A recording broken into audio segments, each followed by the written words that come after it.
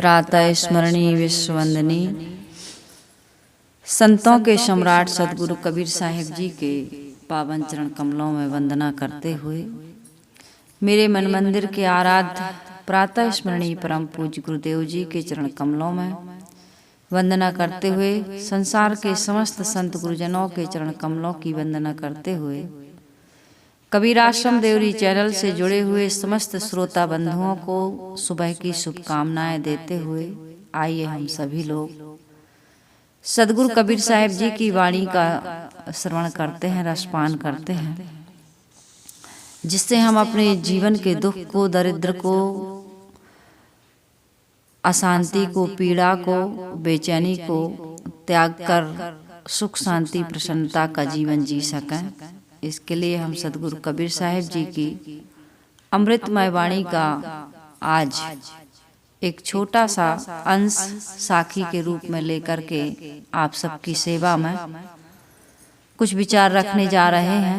आप सभी श्रोता वृंदों से हमारा निवेदन है कि इस कथा को आप सभी लोग बड़ी एकाग्रता के साथ श्रवण करेंगे और जीवन में आचरण करके मानव जीवन को सफल और सार्थक बनाएंगे। तो सदगुरु कबीर साहिब जी आज बहुत सुंदर साखी कह रहे हैं मन के ऊपर से, क्योंकि मनुष्य के जीवन में मन बहुत महत्वपूर्ण चीज है। ये मन ही हमको दुख और सुख देने का कारण बनता है। पाप और पुण्य कौन करवाता है? ये मन करवाता है। बंधन और मोक्ष कौन दिलाता है? ये मन दिलाता है। शांति और अशांति की अनुभूति कौन कराता है? ये मन कराता है। सदगुरु कबीर साहिब जी कहते हैं कि ये मन है कैसे? साहिब कह रहे हैं नाना रंग तरंग है। सदगुरु कबीर साहिब जी कह रहे हैं रंग तरंग यानी अनेक प्रकार की भावनाओं की लहरें मन में उठा करती हैं। ये भावनाओं की लहरें कहाँ उठती हैं? मन में। इसलिए साहिब कह रहे हैं कि ये भावनाओं की तरंग कैसी हैं? नाना रंग तरंग है, मन मकरंद असूज। मन कैसा है? मकरंद बना हुआ है, फूलों का रस, मधु, फूलों का केसर, ये क्या है? मकरंद है। और मन भंवरा भी बना हुआ है। मकरंद उसे कहते हैं, इनका रस लेने वाला जो भंवरा होता है उसको भी क्या कहते हैं? मकरंद कहते हैं। पुष्प रस को लेने वाला अर्थात भंवरा, कीड़ा, मन बना हुआ है कीड़ा। किसका रस ले रहा है? विषयों का, शब्द का, स्पर्श का, रूप का, रस का, गंध का। तो साहिब कहते हैं मन मकरंद असूज। असूज यानी सूझ नहीं रहा, अंधा बना हुआ है, अंधा। धृतराष्ट्र ही अंधा नहीं था, हम सब अंधे हैं। कब तक? जब तक हमारे जीवन में विवेक का उद्घाटन नहीं हो जाता, जब तक हम विवेकी नहीं हो जाते, जब तक समझ नहीं जग जाती है, जब तक हमारा जीवन कैसा हो रहा है? अंधे की तरह। मन मकरंद असूज। असूज यानी अंधा, सूझ नहीं रहा, धर्म नहीं दिख रहा है, न्याय नहीं दिख रहा है, नीति नहीं दिख रही है, सत्य नहीं दिख रहा है, अपने स्वरूप का बोध नहीं हो रहा है, परमात्मा की प्राप्ति नहीं हो रही है, सुख और शांति और प्रसन्नता की जीवन में अनुभूति नहीं हो रही है। तो साहिब कह रहे नाना रंग तरंग है। मन कैसा है? नाना रंगों वाला, अनेक प्रकार के रंग धारण कर लेता है मन। कितना प्रकार का सोचता है हमारा मन, कई प्रकार से सोचता है ना। कहते यार मन परेशान कर रहा है, मन मानता नहीं है, मन का नहीं हो रहा है, मन का खाने को नहीं मिल रहा, मन को पहनने को नहीं मिल रहा, मन का ओढ़ने को नहीं मिल रहा, मन का घूमने को नहीं मिल रहा, मन का कोई इच्छा पूरी हो ही नहीं रही है। इतनी इच्छाएं हैं आदमी की कि वो पूरी करते करते करते पूरी जिंदगी जी जाता है, लेकिन इच्छाएं पूरी नहीं होती। साहिब कहते नाना रंग तरंग है। मन को देख करके साहिब, मन के दृष्टा आदमी मन को नहीं देख रहा है, मन ने जो विचार किया उसको देख रहा है, उसको सुन रहा है, उनको सूंघ रहा है, उसको चख रहा, उससे मिल रहा, उससे बात कर रहा, मन को नहीं देख रहा। मन ने कहा कि जलेबी खाना है, अब जलेबी बनाने में लग गया, व्यवस्था में लग गया।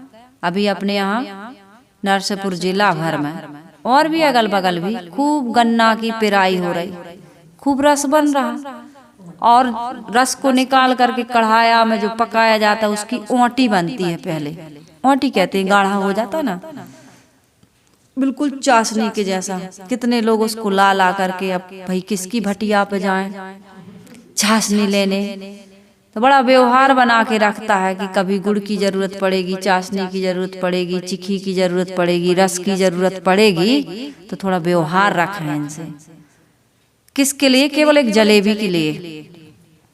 फिर वहां जाता है, ओंटी लाता है, तो केवल आपको मैदा की जलेबी चाहे गेहूं आटा में बनती है अपने यहाँ, तो बढ़िया से उसमें बना के डुबाना, बस चाशनी बनाने की जरूरत नहीं।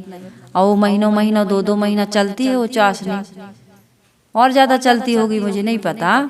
तो उस मैं क्या कह रही थी कि जलेबी की इच्छा हुई, मन में तरंग उठी, तो मन को नहीं देखे, किसको देखने लगे? जलेबी को। जलेबी दिखने लगी कि यार कहाँ से लाए ओंटी, और कैसे बहू से अब पत्नी से कहें, और फिर कब बनाएगी वो, और कब खाएं। गर्मा गर्म जलेबी ठंडी में, मुंह में पानी तो नहीं आ रहा, नहीं आ रहा। कल ही खाई हो तो कहाँ आए, अभी रखी भी हो। तो मैं ये कह रही थी कि नाना रंग तरंग है, मन मकरंद असूझ। मन बिल्कुल विषयों का रस ले ले करके कैसा बन गया? अंधा बन गया। आदमी का लोभी मन, कपटी मन, लालची मन, अहंकारी मन उसको सोचने नहीं दे रहा कि धर्म कर रहे हैं कि अधर्म कर रहा है, पाप कर रहा है कि पुण्य कर रहा है। किस लिए आए थे इस संसार में?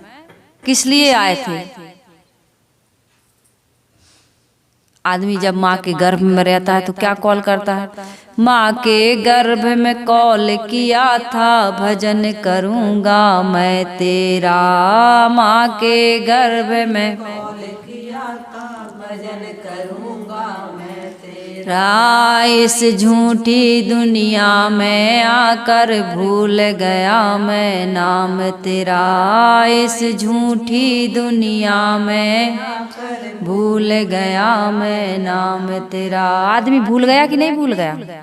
9 महीने जब उल्टा लटका था तो प्रार्थना कर रहा था।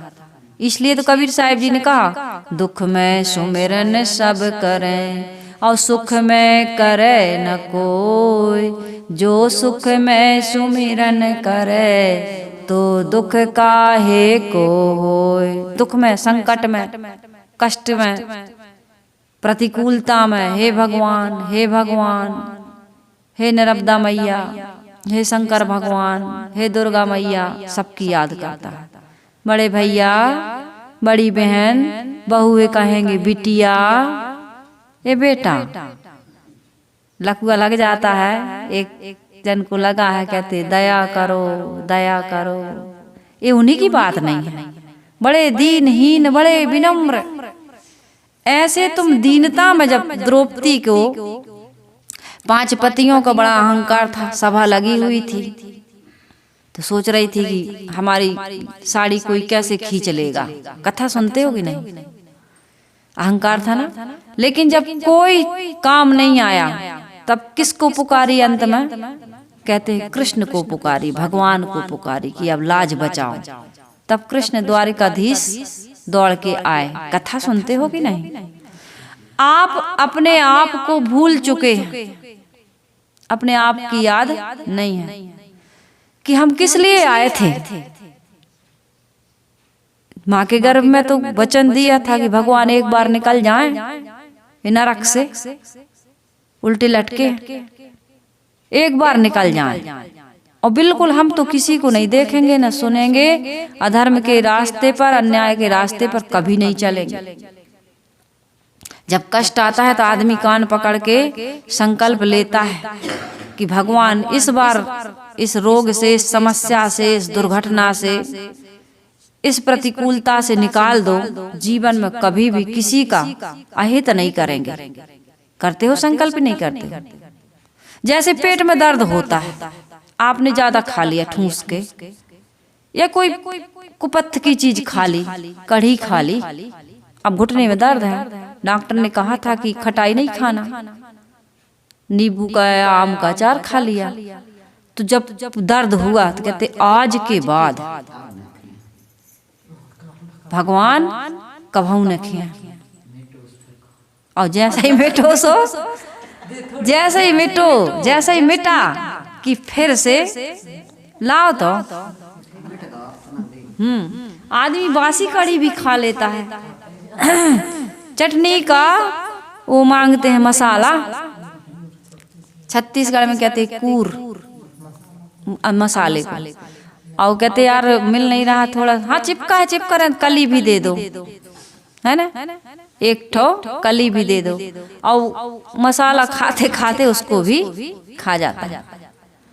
तो मैं कह रही थी कि माँ के गर्भ में कौल किया था, भजन करूँगा मैं तेरा, इस झूठी दुनिया में आकर भूल गया मैं नाम तेरा। झूठी दुनिया कैसी है? कोई साथ देने वाला नहीं है। पेट में दर्द है, सिर में दर्द है, डायबिटीज है, बीपी है, लकवा है, कोई भी रोग है, कौन दे रहा साथ? खिला देंगे, खाते बने तब तो, खाते नहीं बन रहा। टेबल, डाइनिंग टेबल पर सजी है मिठाइयाँ, और सब खा रहे घर भर के, और तुम वहीं बैठ के पतली दलिया का सूप पी रहा है, पी रहा है कि नहीं? अब तो देख देख के नहीं खा पा रहा है, देख रहा है, खाते देख रहा है, सामान रखा, तुम्ही ने कमाया है पूरे जीवन। ये डाइनिंग टेबल की व्यवस्था, ये मकान, ये मिठाइयों की व्यवस्था किसने की है? तुम्ही ने, हम ही ने, लेकिन अपन खा नहीं पा रहा है। खा पा रहा है? ये झूठी दुनिया है कि नहीं है? तुमने जिसके लिए कमाया उसको खा नहीं पा रहा है। माता पिता छूट गए, पति पत्नी छूट गए, भाई बहन छूट गए, यार दोस्त छूट गए, शरीर छूट गया। वो शरीर कहाँ है अब? जिस शरीर से हम कमाए थे खाने के लिए, वो भी शरीर नहीं है। ये झूठा है कि नहीं? ये संसार झूठा इसलिए कहा गया है कि इसका संबंध एक रस नहीं, स्थायी नहीं है। तो कबीर साहब जी भजन कह रहा है कि इस झूठी दुनिया में आकर भूल गया मैं नाम तेरा। कौन याद दिलाता है? याद कौन दिलाता है? मम्मी नहीं कहती का बेटा भजन करो कि नहीं करो, पापा भी नहीं कहते भजन करते हो कि नहीं करते हो, पत्नी पति भजन करने जाओ तो रोकते हैं। कौन समझाता है? नाते रिश्तेदार कभी फोन लगाएंगे तो घर गृहस्थी की चर्चा करेंगे, बाल बच्चे कैसे हैं, खेती बाड़ी कैसी है, बिजनेस व्यापार कैसा है, शरीर कैसा है, स्वास्थ्य कैसा है, यही तो पूछते हैं। भजन कैसे चल रहा है कोई पूछता है? साधु संत सब आते हैं समझाने के लिए। ये साधु संत समझाने के लिए आते हैं। क्यों आते हैं? क्योंकि खुद समझे हुए हैं। अरे कुछ तो समय निकाल हरि गुण गाने के लिए, हाँ कुछ तो समय निकाल गुरु गुण गाने के लिए। हरदम है तैयार तू पाप कमाने के लिए, कुछ तो समय निकाल गुरु गुण गाने के लिए। हरदम तैयार है। कबीर साहिब जी कहते हैं नाना रंग तरंग है मन मकरंद असूज, काहीं कबीर पुकारी के। संत पुकार रहे हैं, संत याद दिला रहे हैं, भैया इस काम के लिए नहीं आए जो तुम संसार में कर रहे हो। क्या कर रहा है आदमी? मन की चपेट में, मन की चपेट में अधिक से अधिक आदमी अत्याचार, अन्याय, अधर्म कर रहा है। न माँ को गिन रहा, न भाई को गिन रहा, न न्याय को गिन रहा, न धर्म को गिन रहा। महाभारत की कथा ये महाभारत की कथा में क्या सिखाती है? महाभारत बाहर थोड़ी हो रहा है। ये जो बाहर हमने देखा है, ये महाभारत हम सबके अंदर हो रहा है। आज भी महाभारत का युद्ध रुका थोड़ी है, वो 18 दिन का नहीं है। वो अभी भी महाभारत का युद्ध हर व्यक्ति के उधर कुरुक्षेत्र में नहीं चला है। महाभारत तो मन में हो रहा है। महाभारत कहाँ हो रहा है? मन में हो रहा है। और इसी महाभारत को देख करके कृष्ण ने गीता कही। कहाँ कही है कृष्ण भगवान ने गीता? कुरुक्षेत्र में। और सदगुरु कबीर साहिब जी ने साखी कही। कबीर साहिब जी का ज्ञान और महाराज श्री कृष्ण के ज्ञान में कोई अंतर नहीं है। कृष्ण ने गीता को कुरुक्षेत्र में दोनों सेनाओं के बीच कहा और कबीर साहिब जी ने पूरी जनता को खड़े होकर के ललकार करके पुकार करके कहीं कबीर पुकारी के तैं अकिल कला ले बूझ, कला सीख, एक कला सीख, एक कला, अक्ल, गुण, विवेक, बुद्धि, समझ तूने क्या कर दिया? खो दिया। इसीलिए तो आदमी की दुर्दशा है। कहीं कबीर पुकार के तैं अकिल कला ले बूझ, एक कला को समझ, तेरे अंदर विवेक है और तू उस विवेक को बलि चढ़ा करके स्वार्थ में अहंकार में पड़ करके मूर्खता का काम कर रहा है। इकट्ठे कर जहां के जर, सभी मुल्कों के मालिक थे और सिकंदर जब गया दुनिया से तो दोनों हाथ खाली थे। मुट्ठी बांध के आया जग में और हाथ पसारे जाएगा, सुमिरन बिन गोता खाएगा, हरि नाम बिना पछताएगा। क्या लेकर के आया? क्या लेके आया जग में, क्या लेके जाएगा? 2 दिन की जिंदगी है, 2 दिन का मेला। इस जगत सराय में मुसाफिर रहना 2 दिन का, वृथा करे गुमान मूर्ख इस धन और यौवन का। धन और यौवन ये रहने वाली चीज है। धन रहे न यौवन रहे, रहे गांव न ठाव, कबीर जग में जस रहे, कर दे किसी का काम। भला काम नहीं किए, धर्म का, परमार्थ का, पुण्य का, भलाई का, परोपकार का काम नहीं किए। क्या किए? लूटने का, मारने का, छीनने का, दुख देने का, बिगाड़ने का, यही काम किए आज तक। और अब जस के भागी बन गए। फिर से मनुष्य शरीर में आओगे, ये मन कैसा बन गया हमारा? डुबाने वाला, तारने वाला नहीं बना। कैसे बन गया? नाना रंग तरंग है इसमें, नाना प्रकार की तरंग उठ रही हैं। इन तरंगों को हम समझ नहीं पा रहे हैं। ये तरंग विकारी हैं, विनाशकारी हैं, पतनकारी हैं कि हमारा उद्धार करने वाले। एक तरंग सत्संग की भी उठती है, एक तरंग धर्म परमार्थ की भी उठती है, उसको दबा देते हो। उसको क्या कहते हो? आज करे सो काल कर। कथा भागवत सत्संग आज नहीं, अभी नहीं। 4 बजे उठने का जब चिड़िया चहकती है, मुर्गा बोलता है या अलार्म की घड़ी आपके कान के पास बजती है तो क्या कहते हो? अभी नहीं, अभी नहीं। सत्संग में जाते हो, दान पुण्य भक्ति परमार्थ की बातें सुनते हो तो ऐसा लगता है कि बिल्कुल आज से तो बिल्कुल हम अधर्म बिल्कुल ही नहीं करेंगे। लेकिन जब कोई प्रलोभन आ गया सामने तो कहते आज नहीं, अभी नहीं, कल कर लेंगे, इतनी क्या जल्दी। आज करे सो काल कर, काल करे सो परसों। अरे इतनी जल्दी क्या है भाई, जीना है अभी बरसों। मरेंगे लेकिन इतने जल्दी थोड़ी मरेंगे, अभी थोड़ी मरेंगे। अभी तो हमारे दादा बाबा मर गए तो मर गए, हम थोड़ी मरेंगे।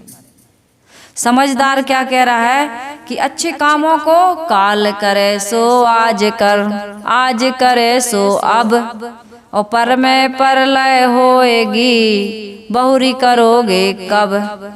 तुम्हें बहुत सारा काम करना है, मन की तरंगों को मार करके, गलत तरंगों को, विकारी तरंगों को, काम की, क्रोध की, लोभ की, मोह की, अहंकार की तरंगों को मार करके क्या करना है, अभी धर्म परमार्थ और पुण्य की कमाई करना है। क्योंकि जीवन का कोई ठिकाना नहीं है, पता नहीं भाई कब हमारा शरीर छूट जाए। कुरुक्षेत्र कोई मैदान नहीं है, यह है मन की भूमि, मन की भूमि। कुरुक्षेत्र का मैदान वो कभी था रहा होगा, लेकिन आज हम सब के लिए कुरुक्षेत्र क्या बना हुआ है, हमारा मन। मन ही, मन में लोभ है। ये लोभ क्या है, दुर्योधन। ये अहंकार क्या है, धृतराष्ट्र। दूसरे की संपत्ति पर हक जमा के बैठा कि नहीं बैठा। किसकी थी वो सिंहासन, किसका था, पांडु का। और कहे थे भैया आप इसको देखना, हम थोड़ा सा घूमने जा रहे हैं। शादी हुई थी, पत्नियों के साथ गए थे। आजकल जो हनीमून होता है ना, इस टाइप के वो भी गए थे घूमने, और वहां मारे गए, शराब मिल गई उनको। आप लोगों ने महाभारत देखा होगा। और यहाँ अंधे के मन में कितना अहंकार था, मैं बड़ा हूं, मैं बड़ा हूं, मैं बड़ा हूं। क्या हूं मैं दुर्योधन ने भी किया, और मैं धृतराष्ट्र ने भी किया। कहते हैं सतयुग में 5 नाम का राक्षस था, 5 नाम का। अहंकार भी राक्षस है। 5 नाम का हिरण्याकश्यप, 5 नाम का राक्षस। फिर त्रेता में 3 नाम का हुआ,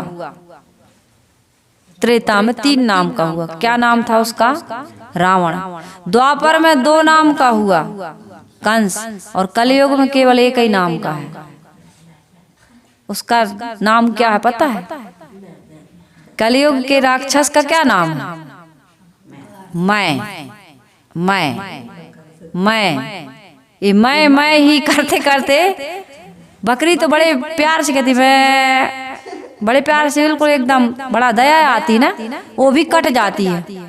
बकरी पाती खात है ताको करे हलाल, और जो नर बकरी खात है ताका कौन हवाल।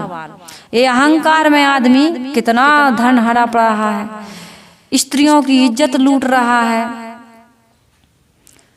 दुनिया के दुष्कर्म ये मैं के कारण हो रहा है। हो रहा है कि नहीं हो रहा है, ये सबके अंदर घुस गया मैं। और जब तक मैं वो नहीं मैं है, तब तक वो क्या है, मैं शरीर नहीं हूं, मैं संपत्ति नहीं हूं, मैं घर मकान दुकान नहीं हूं। मैं तो इन सब से बिल्कुल अलग हूं कि नहीं। जब मैं शरीर ही नहीं हूं, ऐसा लोभ आ गया कि दूसरे की संपत्ति हड़प ली, और हड़प ही नहीं ली, फिर कहा कि सुई की नोक बराबर भी नहीं देंगे। अब जो करना है सो कर लो। यही तो हुआ था ना महाभारत में। मन में क्या है, छल है। ये छल क्या है, शकुनी। हम सबके अंदर क्या बैठा हुआ है, शकुनी बैठा हुआ है। हम सबके अंदर लोभ बैठा है, दुर्योधन बैठा हुआ है। और विवेक क्या है, मन में यदि विवेक जग जाए तो वही कृष्ण है। यदि हमारे मन में अच्छे संकल्प उठ जाएं, सत्कर्म की ओर हम अग्रसर हो जाए, वही अर्जुन है। हमारी जीत संख्या से नहीं होगी, हमारी जीत सत्य से होती है। और जिसने सत्य को छोड़ दिया, धर्म कहते ना, कल आपने कथा सुनी है कि संख्या वाले की जीत नहीं हुई। कौरव कितने भाई थे, 100। पांडव कितने थे, केवल 5। और उनके पास अक्षुणी सेना थी, और इनके पास बिना शस्त्र के कृष्ण थे। सत्य था, सत्य धर्म था, धर्मराज खुदा ही नाम था। जीत किसकी हुई, 5 पांडवों की जीत हुई कि नहीं हुई। और हारा कौन, जिसके पास धन भी था, जिनके पास जन भी था, जिनके पास बल भी था, सब कुछ था उनके पास भी। ऐसा नहीं था, केवल एक चीज नहीं थी। सब कुछ था, केवल एक चीज नहीं थी। क्या नहीं थी वो? नीति नहीं थी, न्याय नहीं था, धर्म नहीं था, सत्य नहीं था। बिल्कुल अधर्म की बुनियाद पे खड़े होकर के लड़ रहे थे। सब मारे गए कि नहीं मारे गए? जीवन में यदि एक सत्य है, भले कुछ हो ना हो, धर्म है, न्याय है, नीति है, तो फिर हमारी विजय होनी ही है। ये बाहर की लड़ाई की नहीं कह रहे, हम सुख शांति प्रसन्नता की कह रहे हैं। आत्म कल्याण, जीवन का उद्धार, इसकी बात कह रहे हैं। तो अर्जुन रो रहे हैं वहां पर, अपने ही लोगों से हम युद्ध कैसे करें? आज का मनुष्य भी रोता है। ये देखो, धर्म अधर्म की लड़ाई। महाभारत कोई ऐसे ही पढ़ने की चीज नहीं, समझने की चीज, जीने की चीज है। हमारे मन में भी मोह आ जाता, जैसे अर्जुन के मन में आ गया, अरे हमारे ताऊ खड़े हैं, अरे हमारे मामा खड़े हैं, मौसा खड़े हैं, फूफा खड़े हैं, गुरुजी खड़े हैं। गुरुजी कैसे मारे? जिनकी गोद में खेले हैं, जिनकी उंगली पकड़ के चले हैं, इनको कैसे मारे? हमारे मन में भी होता है, अरे यार हमारा ही तो बेटा है, हमारी ही तो बहू है, हमारा ही तो फलाना है, ढिकाना है, ये गलत कर रहा है तो इनको कैसे डांटें? बेटा गलत कर रहा है, लेकिन इससे मेरा स्वार्थ है तो मैं इसका साथ दूं। धर्म का साथ छोड़ दिया, न्याय का साथ छोड़ दिया, नीति का साथ छोड़ दिया। किसका साथ दिया? अधर्म का, बेटे का नहीं, अधर्म का। बेटा यदि गलत कर रहा है, कहते भले हो तुम कि बेटा जांग पे हक देगा तो का जांग काट देंगे, ना काटो लेकिन साफ तो करोगे कि बेटा की टट्टी भैया हम तो जांग ही में रखे रहेंगे। ये कोई समझदारी है? बदबू देगी कि नहीं देगी? गंदगी आए फैलेगी कि नहीं फैलेगी? समाज आज गंदा क्यों हो रहा है? दूसरे का बेटा एक गलती कर दे तो आप उसको सजा दोगे, लेकिन खुद का बेटा 1000 गलती कर रहा, बेटा भाई पति कोई भी, अब आप उसको मौन हो गए। आप भीष्म पितामह क्यों मरे? गुरु द्रोणाचार्य क्यों मरे? एक कर्ण क्यों मरा? ये सारे लोग, ये तो इनकी तो छवि बहुत अच्छी थी, क्यों मर गए? इसलिए मर गए कि इन्होंने क्या किया? मौन हो गए, अधर्म को होते हुए देखते रहे, मौन हो गए। तो अधर्म जहाँ हो रहा वहां यदि आप मौन हैं तो आप भी अधर्मी से ज्यादा अधर्मी हैं। क्या है?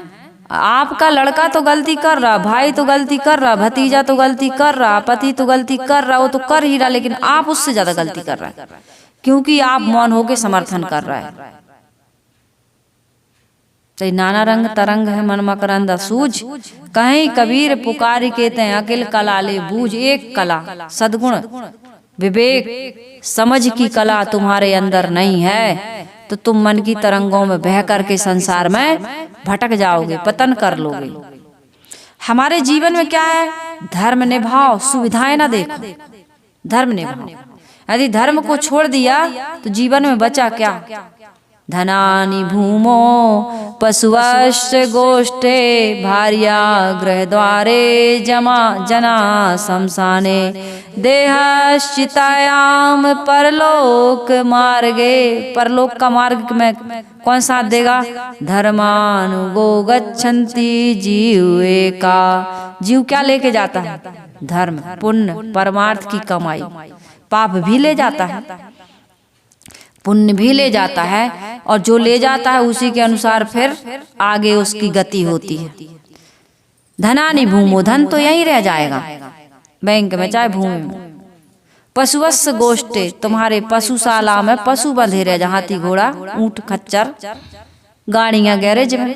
आज का समय गाड़ी वाहन का है। धनानि भूमो पशुवस्य गोष्ठे भार्या गृह द्वारे, पत्नी अंतिम दरवाजे तक विदाई देगी, पति शमशान तक जाएगा, नाते रिश्तेदार शमशान तक, शरीर चिता में जल करके यहीं खत्म। किसका अहंकार करते हो? कौन साथ में जाता है? शुभाशुभ कर्म। इसलिए मन की तरंगों में उलझ करके यदि तुम अधर्म करते हो तो क्या होगा, क्या होगा, क्या बनोगे? मनुष्य शरीर नहीं पाओगे। मानुष जन्म चूका हूं अपराधी। मनुष्य शरीर में आकर के यदि तुम चूक गए धर्म से, पुण्य से, परमार्थ से, आत्म कल्याण के कार्य से, तो तुम क्या हो? अपराधी हो, दंड के पात्र हो। अर्जुन का युद्ध दूसरों से थोड़ी था, अपने मोह से था। मोह से कि मोह को जीतो। यदि अधर्म हो रहा है, अन्याय हो रहा है, अत्याचार हो रहा है, तो इनका विध्वंस कर दो। अपने ही लोग हैं, कोई दूसरा है।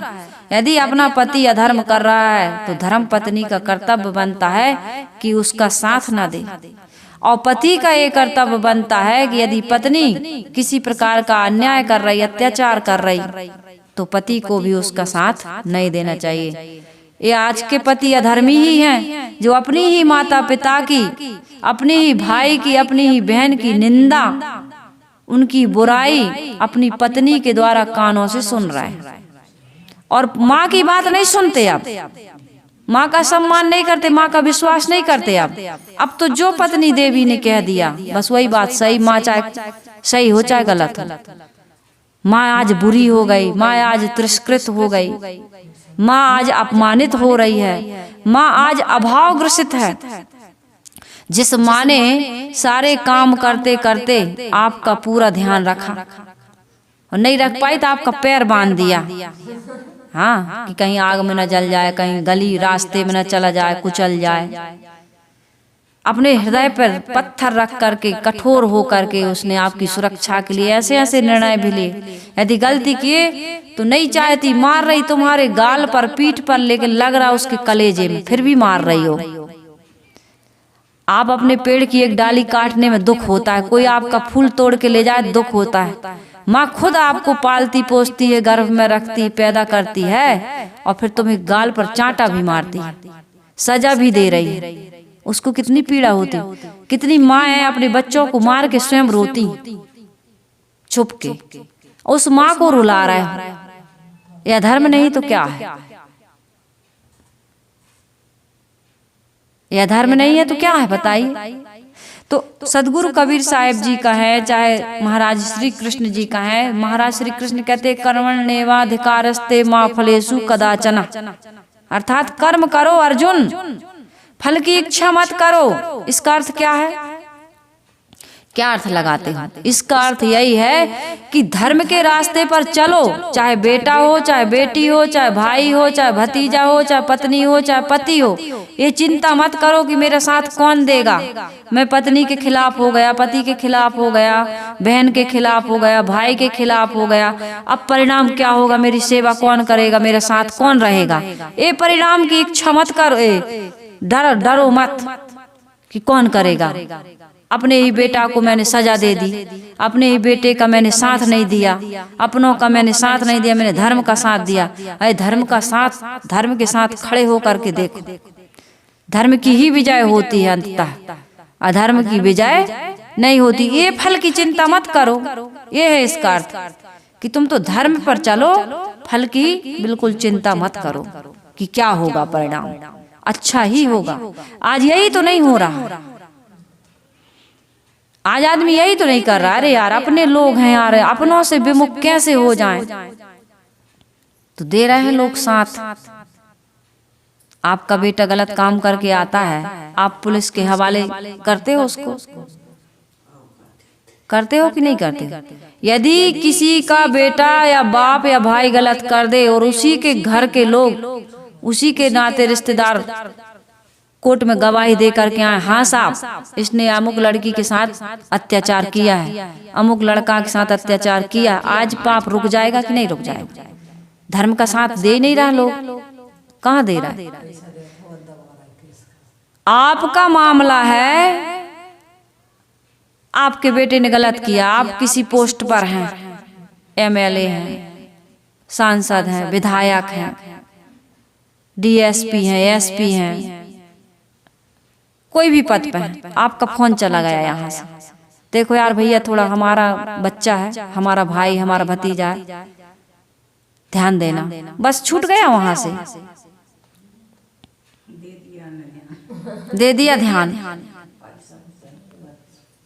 आप पद का, आप अधिकार का, आपकी योग्यता का आप क्या कर रहे हो? आप धर्म के साथ खड़े हो, अन्याय अत्याचार रुकेंगे? रुक सकता है पुलिस, कानून, ये न्यायाधीश रोक सकते हैं, ये धर्मगुरु रोक सकते हैं, रास्ता बता सकते हैं। न्याय कानून दंड प्रावधान बने हुए हैं, लेकिन तुम उसको क्रियान्वित होने दो तब तो। धर्म के साथ खड़े हो, तुम्हें फल की बड़ी चिंता है कि जेल में चला जाएगा तो अंत में अग्नि, मुखाग्नि कौन देगा, अर्थी कौन उठाएगा, पिंडदान कौन करेगा? अरे तुमने पाप कर दिया है, तुम्हें मुखाग्नि कोई भी दे, पिंडदान कोई भी करे, गंगा में ले जाए या न ले जाए, तुम तो नरक में जाओगे। ये सही बात है, हम किसी को गाली नहीं दे रहे। यदि हम करते हैं तो हम भी यही, हमारे जीवन में भी यही परिणाम आएगा। आज आदमी धर्म को छोड़ बैठा है, न्याय को छोड़ बैठा है, नीति को छोड़ बैठा है। फल की आशा क्या है? बंधन है। ये बंधन है कि आप बेटा के बारे में सोच रहे हैं, बेटी के बारे में सोच रहे हैं, धर्म के बारे में नहीं सोच रहे, नीति और न्याय के बारे में नहीं सोच रहे। दूसरे के साथ अत्याचार हो रहा, अधर्म हो रहा, उसके बारे में आप नहीं सोच रहे। इसलिए अहंकार क्या है? दुर्योधन का स्वरूप, मैं सही हूँ। अहंकार कहता मैं सही हूँ और सामने वाले सब गलत हैं। और यही सदगुरु कबीर साहिब जी कहते हैं कि मैं करते करते मैं सही हूँ, मैं सही हूँ, तो मन की तरंगों में बह गए। जहाँ मैं खड़ा है वहाँ कभी धर्म खड़ा नहीं होता है, वहाँ कभी कृष्ण खड़े नहीं होते हैं। अहंकार को हटाओगे तब कृष्ण सारथी बनेगा, अर्थात विवेक तुम्हारा सारथी बनेगा और तुम बिल्कुल सही अपने रथ को कहाँ ले जाओगे? सही दिशा में ले जाओगे, मंजिल मिल जाएगी। तो हमको मौन नहीं रहना है, चुप नहीं रहना है, हमको धर्म की शरणागति चाहिए, तभी हमारा जीवन सुरक्षित रह सकता है, सुखी हो सकता है। इसलिए हम सबको क्या चाहिए? अच्छी संगति करो, अच्छे विचार रखो, अच्छा आचरण करो, तो जीवन कैसा बनेगा? अच्छा बनेगा। यदि अच्छी वाणी का आदर नहीं है, अच्छे विचारों का आदर नहीं, अच्छे लोगों की संगति नहीं है हमारे जीवन में, अच्छा कार्य हम नहीं कर रहे हैं, तो परिणाम अच्छा नहीं आएगा। दानी था, ज्ञानी था, सूरवीर था, प्रतिभाशाली, सूर्य पुत्र कौन? कर्ण। लेकिन संगति किसकी कर ली इसने? किसकी? अधर्म की, दुर्योधन की। मारा गया, अब जस का पात्र बना। कर्ण को कौन मार सकता था? महाभारत के युद्ध की बता रही हूं मैं। मौत तो सबको मारती है, लेकिन महाभारत के युद्ध में कौन मार सकता था कर्ण को? बताओ। कर्ण को मारने वाला कोई नहीं था, लेकिन अधर्म किया इसने। क्यों किया अधर्म? इतना प्रतिभाशाली था, इतना ज्ञानी था, दानी था, सूरवीर था, सब कुछ था। कर्ण के जैसा योग, कल कथा सुनी ना, कुंती 5 पतियों के अलावा किसका स्मरण की है? कर्ण का। द्रौपदी कर्ण का, कि काश इसको मैं वर्ण कर लेती, लेकिन पता चला शूद्र पुत्र है, सूर्य पुत्र नहीं, शूद्र पुत्र है। कोई राजा महाराजा नहीं है। ये बड़ी विडंबना है ना। वर कैसा चाहिए? कार वाला, संस्कार वाला नहीं चाहिए। कैसा चाहिए? कार वाला। भले वो जुआ सट्टा वाला हो, दारू मुर्गा वाला हो और सब कुछ दांव पर लगा देने वाला हो, लेकिन कार वाला चाहिए। अभी संस्कार वाला नहीं हो। संस्कार वाला हो, यदि ठेला हाथ वाला ठेला चला रहा फिर भी वो संस्कार वाला है, तो कम से कम ईमानदारी की, इज्जत की रोटी तो देगा तुमको। साथ में बैठ के हंसेगा, बोलेगा, बताएगा। तो दारू का नशा करके तुम्हें लात और घूंसा तो नहीं मारेगा, घर से बाहर तो नहीं निकालेगा, फुटपाथ पर तो नहीं लाएगा। वो बच्चों को अच्छे संस्कार देगा, पत्नी की लाज रखेगा। जो पति ही पत्नी की इज्जत नहीं कर रहा, समाज क्या इज्जत करेगा उसकी? बताइए। तो द्रौपदी के मन में भी ये भाव आ गया था। इतना सुंदर था, इतना सूरवीर था, इतना योग्य था, तेज था उसके चेहरे पर, सूर्य पुत्र तो आए। जैसे माता पिता होते हैं उसका प्रभाव बच्चों पर भी पड़ता है ना। लेकिन वो भी गलत संगति से मारा गया। अभिमन्यु को उसने भी मारा था, सबने मिलके मारा। तो ये क्या है, इसलिए साहेब कहते हैं संगति कीजे साधु की, संगति से सुख उपजे, कुसंगति से दुख होए। कहें कबीर तहाँ जाइए जहां अपनी संगति होए। संगति पर बहुत सदगुरु कबीर साहिब जी ने विशेष फोकस किया है कि संगति हमारी कैसी होनी चाहिए, अच्छी होनी। संगति से, गलत संगति में पड़ करके, जैसे दूध है, 1000 किलो दूध रखा हुआ, लेकिन एक नींबू की खटाई की एक बूंद उसमें गिर जाए, क्या होगा? खराब हो जाएगा कि नहीं हो जाएगा? तो इसी प्रकार से हमारे जीवन में धैर्य भी होनी चाहिए, साधना भी होनी चाहिए। 13 वर्षों का वनवास हुआ था पांडवों का, लेकिन वो धैर्य को नहीं खोए, धर्म को नहीं खोए, बोध को नहीं खोए। और क्या हुआ, अंत में उनको विजय मिली। तो जीवन में दुख आ जाए तो सत्य को, धर्म को, न्याय को नहीं छोड़ना, धैर्य को नहीं छोड़ना। कौरवों के पास तो सेना थी, शक्ति थी, योद्धा थे, पर धर्म नहीं था, धैर्य नहीं था, त्याग नहीं था, न्याय नहीं था। मर गए कि नहीं मर गए? अहंकार जब तक जिए तब तक षड्यंत्र ही करते रहे। कभी लाक्षागृह में मारने का सोचा, कभी खीर खिला के मारने को सोचा, कभी जुआ में हरा करके उनको 13 वर्ष का वनवास दे दिया। कितना कितना कितना षड्यंत्र करते रहे, सुखी नहीं रहे। इसलिए हमको क्या करना चाहिए, इस गीता से, इस महाभारत से, इस रामायण से, संतों की वाणी से सार लेकर के जीवन का सुधार करना चाहिए। सार लेकर के जीवन का सुधार नहीं करेंगे तो हमारे जीवन में कभी भी सुख नहीं मिलेगा, शांति नहीं मिलेगी, प्रसन्नता नहीं मिलेगी। मन के बहकावे में, मन के भटकावे में पड़ करके कोई आदमी सुखी नहीं हुआ। ये बाहर से दिखता जरूर है, धन है, पुत्र है, परिवार है, बंगला है। ये सत्संग में बैठ करके भी शांति नहीं मिलेगी। अंदर में भंगार भरा है विकारों का, मन बांसों उछल रहा है। बूढ़ा हो गया फिर भी इत्र फुलेल लगा रहा है, फिर भी बारात में नागिन डांस करने को। पैर फंस जाए तो गिर जाए तो दांत जितने बचे टूटे टुटाए वो भी टूट जाए, लेकिन नागिन डांस करेगा वो। क्यों? क्योंकि मन डोले फिर तन डोले, दिल का गया करार। शांति है ही नहीं है, करार। अरे यार बूढ़े हो गए, हम जवानी में देखते तुम्हें तो फिर देखते ही रह जाते।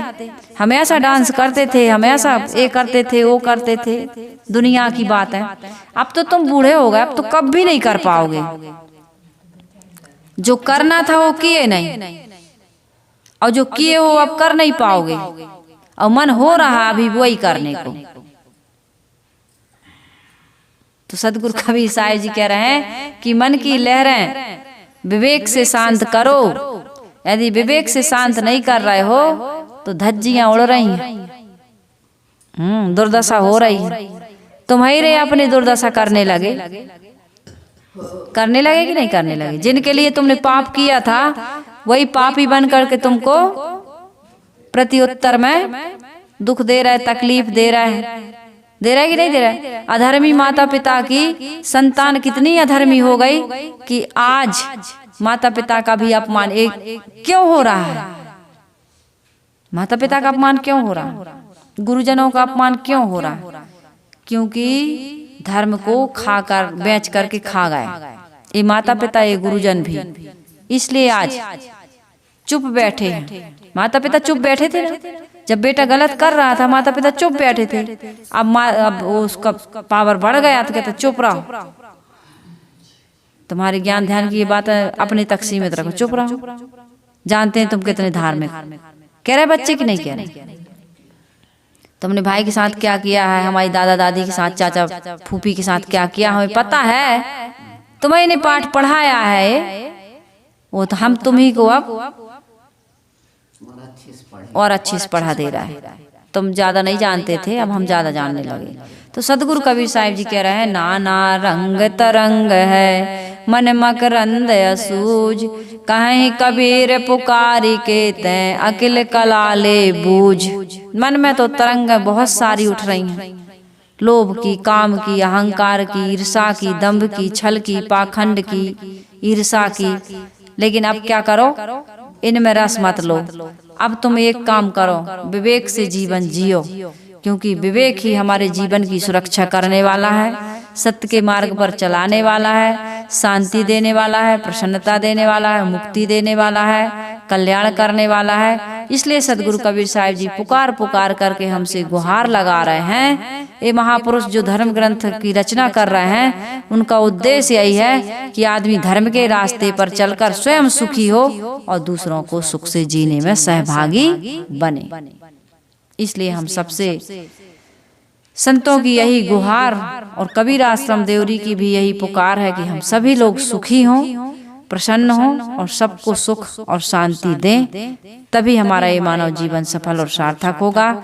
इस सत्संग करना और सुनना सफल सार्थक हो, इन्हीं शुभकामनाओं के साथ आइए हम सभी लोग गुरु वंदना कर लेते हैं। वंदन है गुरु तुमको, वंदन है गुरुदेव, वंदन है गुरुदेव तुमको, वंदन गुरुदेव। जाल के फंदा भारी, काल के फंदा भारी, परख लखायो वह तुमको, परख लखायो भेव तुमको।